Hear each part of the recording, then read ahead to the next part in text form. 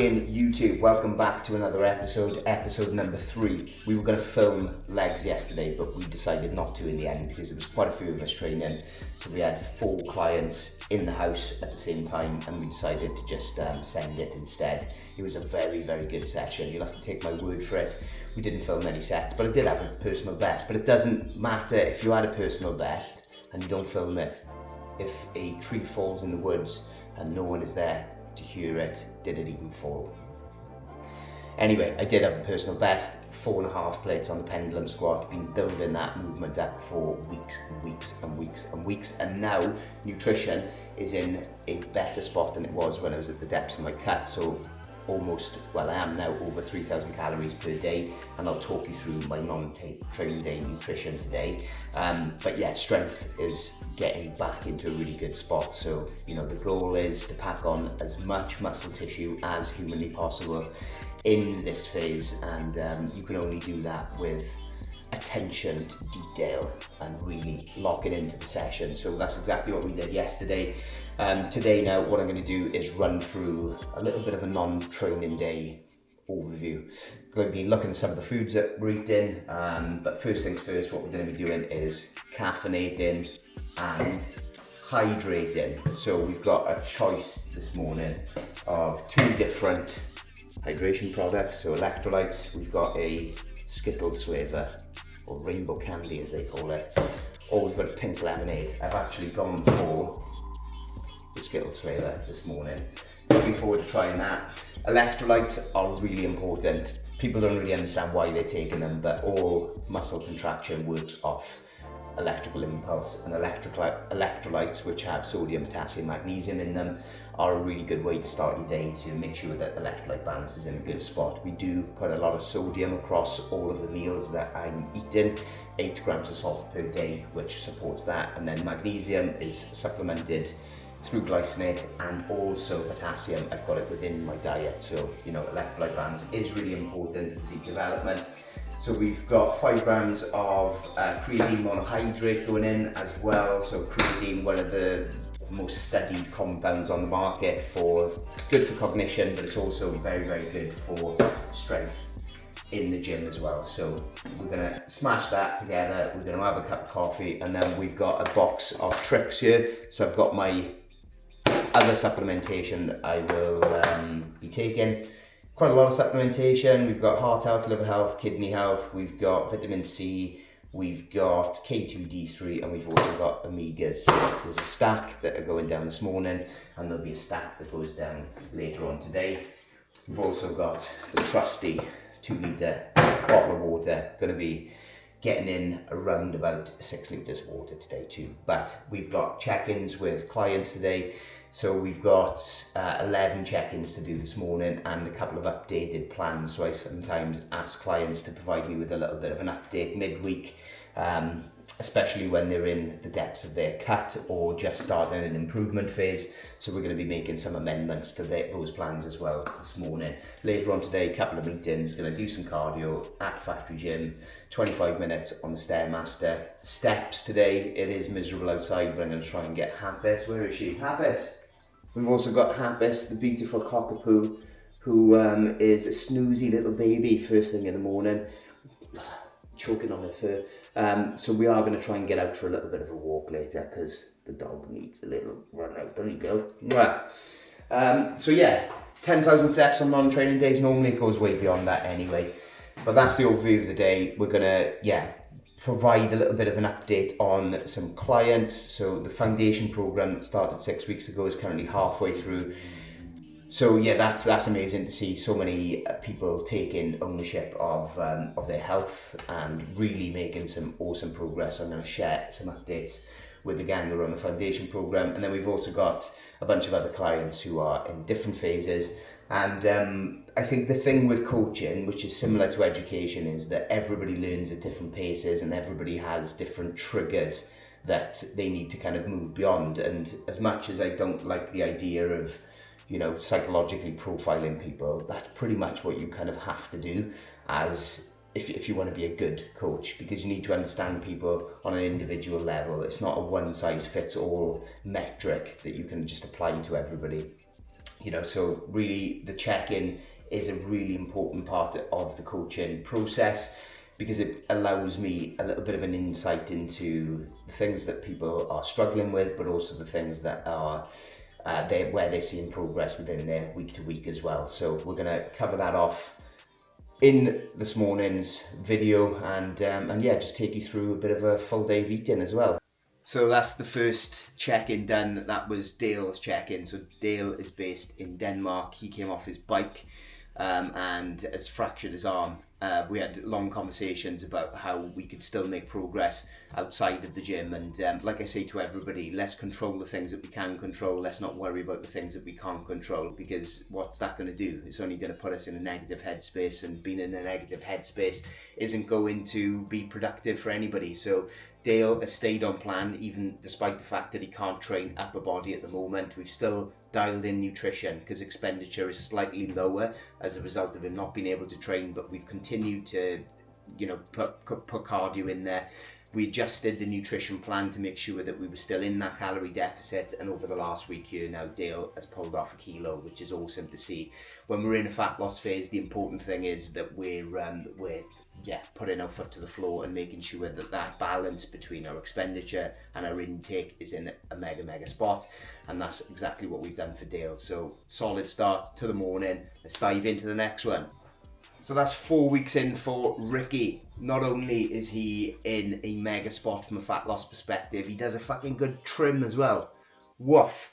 So yeah, Ricky's in a very good spot. 0.61 kg down over the week, which is absolutely amazing. We want to pull off 0.5 to a kilo per week, and Ricky has consistently been doing that. So we leveraged the deficit ever so slightly more by increasing our cardio over the last week, and that's paid dividends further down the line. Like I said to Ricky on his check-in today, leaning into the mindset of struggle is really important. Nothing changes when there is no resistance, right? When life is easy and everything is just hunky-dory and there's no fucking suffering within the week to week, then of course that's gonna just result in us staying exactly the same. So like I said to Ricky on his check-in this morning, is we need to embody that mindset of when things are tough, when hunger levels start to creep up, when cardio feels really exhausting. Good.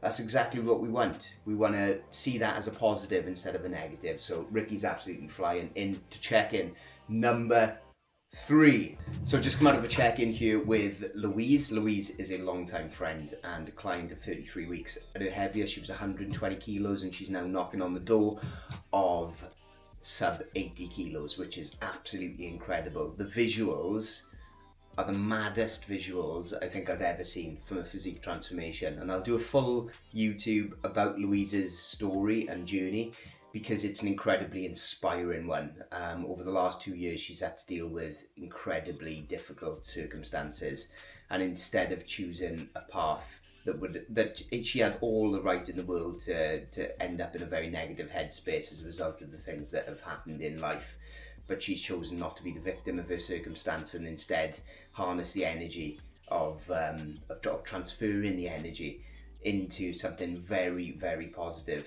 And she's absolutely transformed to levels of confidence, but also just her determination to prove what she is capable of. And her partner Josh was an incredibly inspiring man, and I think she's definitely taken his energy into the rest of her life, which is incredibly powerful. It's a motivating story, and I can't wait to share it with everybody. I'm not going to share the visuals today, but it is mesmerizing, the changes that have been made. Inspiring, emotional stuff. Onwards. So we just come out of a check-in with Dimitar. Dimitar has been on plan for 28 weeks and has absolutely smashed it out of the park. I'll put some visuals up here for you to have a look at. So we finished the cut around about 4 weeks ago, so we're 4 weeks into an improvement phase now. And the thing with Dimitar is when he came on plan, he said, look, I've got this holiday, there's a wedding out in Crete, I want to get into the shape of my life. That's exactly what we've been able to achieve. but now we're 4 weeks post that cut, and like I've just said to him on his check-in, how do you pack on a bunch of muscle tissue in an improvement phase? And the way you do it is having the same due diligence when you're in the cut, the same standards that you set for yourself in a cut, you have the same standards when you move into the improvement phase. You follow the script to a T. You don't take the piss when it comes to having loads of extra food that's on plan, which is very easy to do when you're eating in a calorie surplus.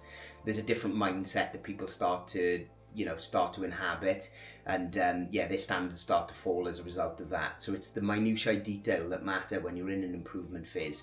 Instead of sticking with what works in a calorie deficit, people will just add loads of extra stuff into the plan or let their standards fall in terms of like their step count or their cardio and expenditure.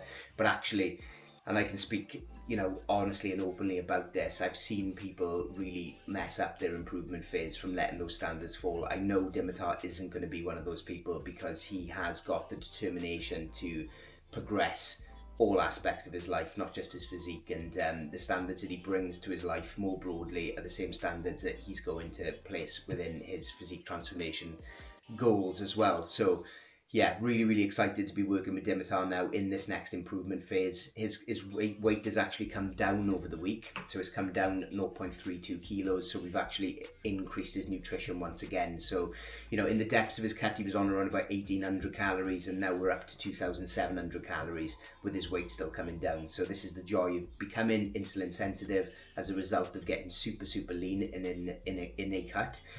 So now we're just going to continue to push things forward. The goal is to add, instead of subtracting 0.5 to a kilo per week, we're looking to add 0.2 to 0.4 kilos per week for Dimitar based on his height, his weight, etc.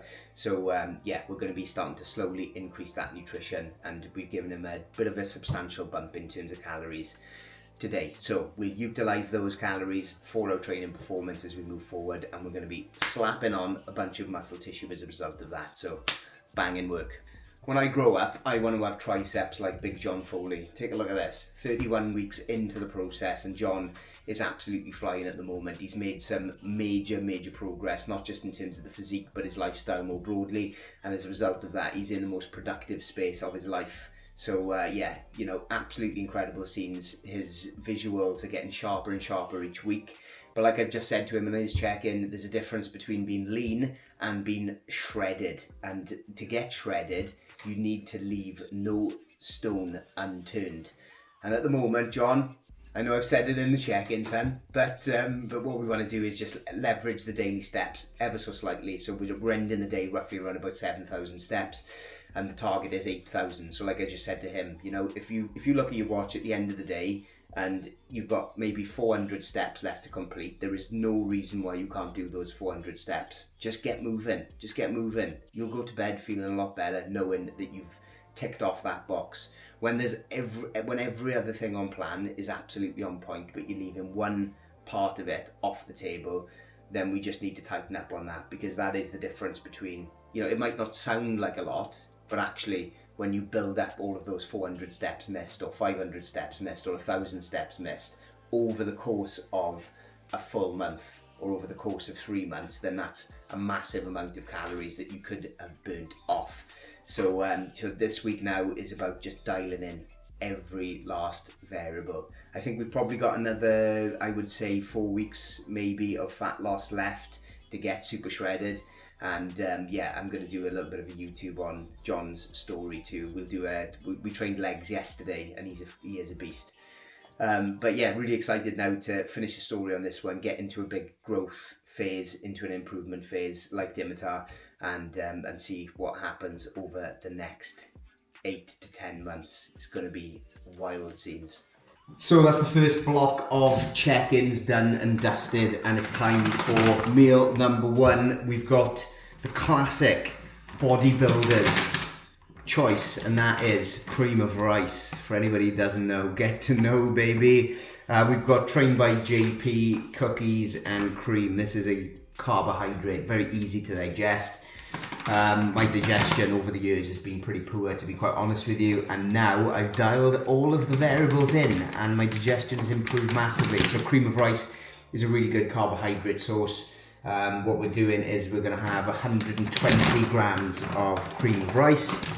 Lots of people make a song and dance about how they cook their cream of rice, but for me, I don't fanny about with microwaves or anything like that.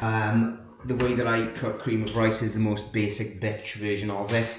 So we're going to chuck 2 grams of salt in here as well. For me, when you use a good quality cream of rice, then all you really need to do, right, is add hot water to it. So boiling water, mix it to the consistency that you want. I bang this in the fridge so it goes nice and cold, and then I'll be adding some protein through whey. I'll be adding 20 grams of peanut butter, and I will be adding 150 grams of raspberries. That's my fruit of choice. So I'll show you what this looks like when it's done. But, you know, Ainsley Harriott, eat your heart out, let me tell you. So, while we wait for the old cream of rice to cool down, we've jumped into another check-in, and this time it is with client Ewan.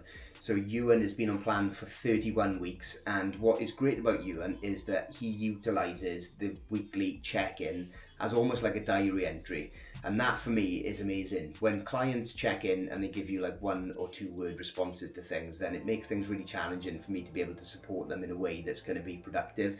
But for Ewan, he is somebody that really gives me an insight into the things that he's struggling with, the things that are going well. And as a result of that, then I'm able to bring more to the table. So for any clients who are just giving me 1 word responses in their check-ins, up your game. Up your game, be more Ewan. But yeah, Ewan is somebody who has developed his mindset and his physique in equal measure. He's absolutely flying. He acknowledges the aspects of the plan that he needs to tighten screws on, and then he also is very, very good at acknowledging the things that he's done really, really well. And that's the difference again between somebody who makes progress and those who don't. You know, we can, if we just continue to repeat the same actions week on week on week and we don't see the progress, then what have we got to do? Well, we've got to do something about that. Nothing changes unless something changes, and Ewan is somebody who is changing week by week. This week we discussed his sleep, because his sleep is consistently low. So all of the big ticket items on plan, he's absolutely got nailed on. You know, his nutrition's on point, his cardio's in a good spot, his training's in a good spot, his hydration, etc. But his sleep is something that is relatively low on the score of 1 to 10 per week. So we've just discussed some methods for making sure that we're in that nice parasympathetic state when we are about to go to sleep. So instead of doom scrolling, you know, reading a book, making sure the room is nice and cool, low light, all of these things are going to be really supporting us to just tighten up the low-hanging fruit. You know, we don't think of sleep as being a fundamental aspect of physique development, but it 100% is. So for us, it is really important that we get a good amount of quality sleep in. It's not necessarily about how many hours you sleep, it's about getting into deep sleep. But for Ewan, it's been relatively low now for a good couple of weeks, so we've just boxed off how we can improve that as we move forward. So I think it's about time for cream of rice. Let's get into it. So it is cream of rice time, people. Just to give you a little tour of the kitchen here. When we designed this kitchen, we've designed it very, very specifically to house supplementation. Shout out to my wife for giving me so much space in these cupboards, I'm not gonna lie. But yeah, we've got a nice top shelf of protein behind us here and all of the supplementation. So next thing, what we're gonna be doing is adding 30 grams of Perform Whey. Bang in 30 grams of that, and we are going to be having 20 grams of peanut butter and 150 grams of raspberries. So the whey has gone into a mug, 30 grams of that, and we've got 20 grams of peanut butter going in. Peanut butter is full of calories, right? So when you put in your peanut butter into your mug, you want to be making sure that you've got just the amount of grams that you need. And then, see all that there, that's left on the spoon, don't put it in your mouth, because that's the difference between adding hundreds of calories throughout the week, additional to what's on your plan. Now it's time to make a whey drip.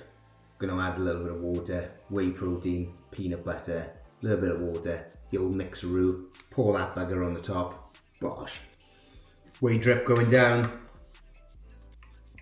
That is a beautiful, beautiful thing. That's the cream of rice. The cream of rice bowl has been constructed. Does it look good? No. No, it doesn't look very good. Does it taste good? Absolutely yes. It's absolutely amazing, and 120 grams of it at the moment, which is pure joy considering in the depths of the cut it certainly wasn't 120 grams. But we're going to eat this, we're going to finish off the check-ins that have come in, and then we are going to get into another work block before doing some cardio later. So see you down the road. So that's another check-in done and dusted. This time it's with Kyle. I'll bang some visuals up here for you guys to see. This is 9 weeks of progress being made. Massive, massive changes to the overall physique composition here, but much more than that, a different sort of mindset that has definitely affected the rest of his life as well. You know, he's got a very busy schedule, working a busy job, family life, etc. But he never makes any excuses. He always gets the job done. And like Ewan, he always sends over detailed feedback in his check-ins, which is great to see. He also sends over form clips week by week, and form clips are a key driver for making sure that we're making progress and not leaving anything on the table when it comes to our training performance. So Kyle sent over a pivot press and a pendulum squat form clip to have a look at, and based on the feedback that I gave him 2 weeks ago, we can now see massive improvement being made in terms of intensity, but also in terms of range of motion, making sure that the tempo is in a good spot on both the eccentric and the concentric parts of those movements. And that's only going to pay off in the longer term. You know, if our range of motion isn't good, then we're leaving gains on the table. So shout out, Kyle. Good job, son. Very, very good to see these form clips coming over week by week. And for anybody else on plan, get your form clips in. So a little update here with Tom James. Been on plan for 45 weeks. Here's some visuals. Looking absolutely incredible at the moment. And Tom's journey has been a really interesting one. 83 kilos starting off. We brought the scale weight down. We added a bunch of muscle tissue in that phase. Became super insulin sensitive and have been in an improvement phase now for a considerable amount of time. But the amount of muscle tissue that Tom has packed onto his frame as a result of paying due diligence to all of the things that are required when you're in an improvement phase, not becoming sloppy, not letting your standards drop, has resulted in him packing on a huge amount of muscle tissue. So amazing work, Tom. Really, really good stuff. And now we're transitioning into a mini cut, so an aggressive mini cut. Calories have been cut quite considerably between last week and this week, but they're still in a very, very good spot. So Tom was somebody who was pushing nutrition quite high when he was in his improvement phase, so over 3,500 calories, and we've dropped that down now to around about 2,800 calories on training days and 2,600 calories on non-training days, and he's pulled off 1.5 kilos since we started this mini cut, so he's in a very, very good spot at this point. Like I mentioned to Tom on his check-in, we want to keep that nutrition as high as possible for as long as possible. 1,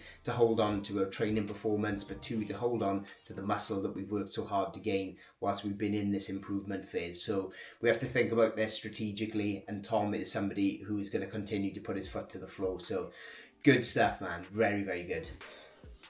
So all client feedback is done and dusted. Happis is a little bit damp from being outside. We've just gone for a little bit of a walk. 35-minute walk. We've done 5,000 steps. We'll box the rest of those off later on. We're going to jump into some lunch now. Another basic bitch lunch for me. And then we are going to do some cardio. Whether I actually go to factory gym or whether I just do cardio at home is still to be determined, but we'll figure that one out. Every appliance in this kitchen as a home, we've got a cupboard for all of our Ninja products. Ninja, give me some sponsorship. So we've got the air fryer and the Ninja Creamy in this bad boy. And once again, this is going to be a pretty basic lunch, but it's a very good one. We've got 250 grams of microwave rice. And I hear you all say, but what about the microplastics? Don't give a shit, mate! Then we've got 150 grams of raw weight chicken breast, and we've got 100 grams of frozen peppers. The reason I go for peppers as opposed to mixed vegetables is frozen mixed vegetables tend to give me an upset stomach, so lower in fibre, still very good macronutrients in peppers themselves. Bung all them into an air fryer.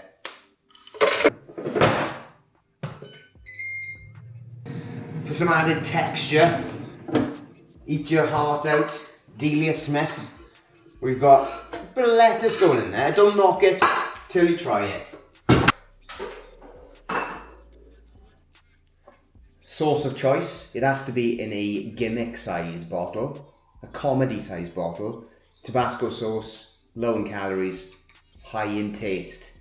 We also have salt, which is already in there, pepper, and a little bit of malt vinegar. This is going to be good. Looking forward to this one. Stop watching me eat, perverts. So the afternoon work block was busier than I anticipated, so it's now 4:15 p.m.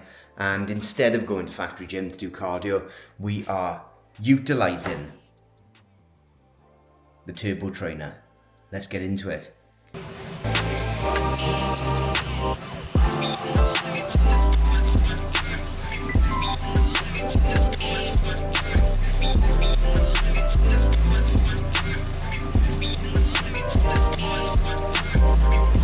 So foolishly didn't film the evening food, so we did have 225 grams of steak and we had 400 grams of potatoes with 100 grams of greens, and now we're into a yogurt bowl. Faget is the goat, of course, and this is with 100 grams of granola, which is going to be absolutely delicious. I've missed granola, haven't had it in a long time, so looking forward to this. And you will note that I've pulled out 30 grams of whey from my meal number 1, and I've also pulled out some honey from that meal and this meal to put that into a Ninja Creamy. So we're gonna get into that as well, and I think you can just about see Leah and Happis over in the corner. Leah, say hello to the world. Hello. Hello world. Caribbean holidays from 1599. P&O Cruises. Holiday like never before. And there we have it, Ninja Creamy deliciousness. That's a wrap on all of the food consumed on a non-training day. And that's a wrap on another YouTube. But before you go, stay there you. I just wanted to tap into something that I said right at the start of this episode, and that is that as an online coach, as an educator, it is their job to be a psychological profiler. And what I mean by that is, and I've learned this from experience, you can give a room of 50 people the exact same task to do. You can say, this is what you need to do in order to get a good result. The ability for that room of 50 people to achieve a really good result is going to be very, very different. And the reason that it's going to be very different is because so often is the case that people don't acknowledge the things that are causing them to become undone. So the job of an online coach or an educator, or at least a good one, is going to be that person who is able to see what the emergent patterns are. What are the repeated actions that are causing somebody to fall off the rails? And how then can you provide that information back to them in a way that is digestible and in a way that they can then put actions in place in order to address it? So this isn't a plug for coaching, but this is just a kind of comment on education more broadly. Don't invest in someone who's just going to say, this is the roadmap, go and fucking do it. Because that is not a way to achieve. You need to have somebody in your corner that understands what's going on in here, understands what's going on in your life, in order to be able to point you back to the course that is going to lead you to where you want to be. It's only through communication that can happen, and that's why I always preach to people, clients as well as students, that if I don't know what's going on in your world, then I can't help you. I might have gypsy blood, but I haven't got my crystal ball with me today. So be a good communicator, fill out the weekly check-ins with as much detail as possible, because those finer details are the things that are going to enable us to be able to make major progress in the future. Anyway, I'm babbling. Do all of the good stuff that I said for you to do last time. Like, comment, subscribe. I know lots of people who are watching this at the moment ain't subscribed, so do me a favour, click the ding dong bell down below, and we will catch up in the next episode. Peace out people, see you down the road.